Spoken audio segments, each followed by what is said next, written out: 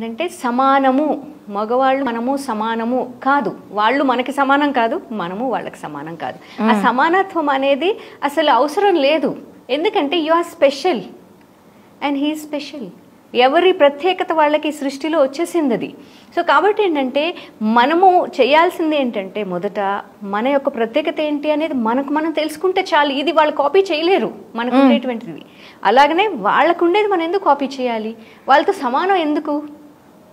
రెండు రకాలు. It's beautiful that energy and this energy, both energy రెండు బ్యూటిఫుల్ కదా. ఒకే చైతన్యం రెండు డిఫరెంట్ వేస్లో వస్తుంది. దాన్ని మనం రియలైజ్ అయ్యి దాన్ని మనము పెంచుకోగలిగితే, దాంట్లో మనం నిలవగలిగితే అది ఒక అద్భుతము. అంతేకాని ఒక పోటీ అవసరం లేదు మనకి. ఎందుకోసం పోటీ? ఎందుకంటే ఫిజికల్ బాడీ తీసుకున్నా సరే వీ కెనాట్ బి సేమ్. అలా వీళ్ళు కాదు కదా. సో వాళ్ళు డిఫరెంట్, మనము డిఫరెంట్. అలాగని బ్రెయిన్ కూడా ఫంక్షనింగ్ చాలా డిఫరెంట్. వాళ్ళు వేరేలా పనిచేస్తుంది, మన వేరేలా పనిచేస్తుంది. సో సృష్టిలోనే ఇలాంటి యొక్క ప్రత్యేకత ఉన్నప్పుడు మనం ఎందుకు సమానత్వం కోసం ఫైట్ చేయాలి? సమానత్వం అంటే ఎక్కడ ఉండాలి? రెండు ఎనర్జీస్ ఎవరికి వాళ్ళు ఒక మ్యూచువల్ రెస్పెక్ట్ ఇచ్చుకునే దాంట్లో ఉండాలి.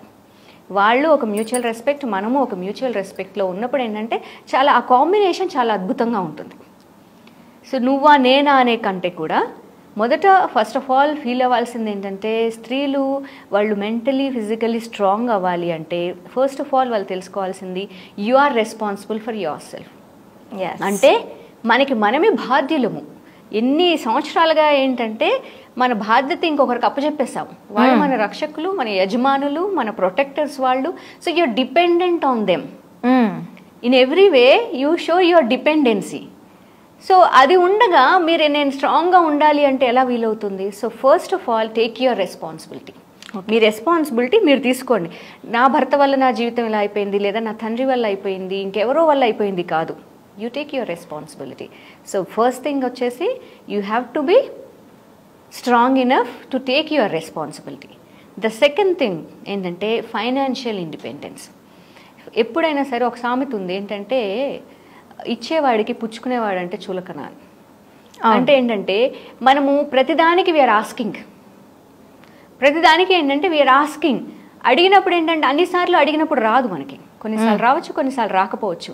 అప్పుడు ఏమవుతుంది? You feel week, you feel pain. అంటే ఏంటి, ఇంత నేను ఆధారపడిపోయి ఉన్నాను కాబట్టే కదా నన్ను ఇలా చులకనగా చూస్తున్నారు, అందుకనే కదా నా జీవితం ఇలా ఆగిపోయింది అని రకరకాల భావాలు. యూఆర్ ఇమోషనల్గా వీక్ అయిపోతున్నారు మీరు. సో ఏంటంటే ఫైనాన్షియల్గా ఏదో ఒక రూపంలో ఎంతో కొంత సంపాదించడం స్టార్ట్ చేయండి. సో ఫైనాన్షియల్ ఇండిపెండెన్స్ వచ్చినప్పుడు యూ ఫీల్ స్ట్రాంగ్, మీకు స్ట్రాంగ్గా అనిపిస్తుంది. Okay. And then third one వచ్చేసి ఇమోషనల్ డిపెండెన్సీ. ఇమోషనల్ డిపెండెన్సీ ఏంటంటే ప్రేమని మనకి మనం అనుకున్న వాళ్ళ దగ్గర నుంచి ఆ ప్రేమ దొరికినప్పుడు యూ ఫీల్ వెరీ గుడ్, పండగలాగా ఉంటుంది. వాళ్ళు ఇవ్వనప్పుడు, వాళ్ళ అటెన్షన్ పే చేయనప్పుడు you feel very weak, dull, depressed. ఇంక మొత్తం లైఫ్ అంతా రూయిన్ అయిపోయినట్టుగా, జీవితం అయిపోయినట్టుగా అనిపిస్తుంది. సో ఇంత ఇంబ్యాలెన్స్ ఎందుకు? అంత డిపెండెన్సీ ఎందుకు మీ జీవితాన్ని ఇంకొకరి చేతిలో పెట్టేస్తున్నారు? మీకు మీరుగా నిలబడి మీ ఇమోషన్స్లో మీకు ఒక బ్యాలెన్స్ ఉండాలి, కానీ మీకు ఆ స్థిరత్వం ఉండాలి. కానీ ఇవ్వగలిగితే ఇవ్వండి, అంతేకాని ఇంకొకరు ఇవ్వలేదు అని వీక్ అయిపోకండి. సో ఆ వీక్నెస్ ఉంది చూసారా, ఆ వీక్నెస్ ఎంత శక్తివంతులైనా సరే బలహీనుల్లాగా చూపిస్తుంది. మనమే చాలా బలహీనులాగా ఫీల్ అయిపోతాం. ఇంకే దాని మీద ఇంట్రెస్ట్ ఉండదు.